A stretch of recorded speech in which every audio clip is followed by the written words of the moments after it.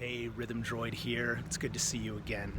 I wanted to share a quick little story here that has a very important message. So, I used to work here in the Arts District in Los Angeles in this really cool 6-story building that was just full of working artists who were making art, being creative, and paying their rent.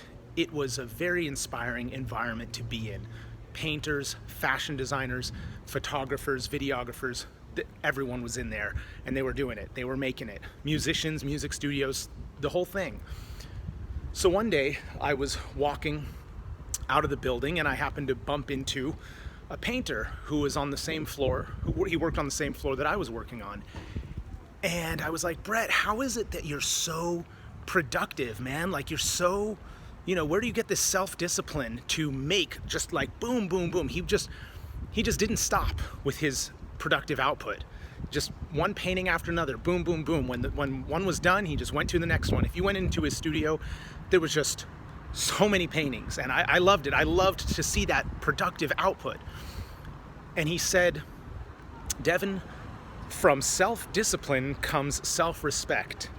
And he wasn't, it was a pretty profound statement. He was quite a young fellow, and I honestly didn't expect such a powerful axiom out of his mouth. He's kind of a, how can I say? I mean, he was definitely an artist type guy, very free-flowing vibe, very free-flowing personality and stuff. But when he laid out that axiom, it was like, boom, don't let the airy-fairy artist exterior shell, don't let that fool you. This guy was a disciplined machine and he knew it. And he said, from self-discipline comes self-respect.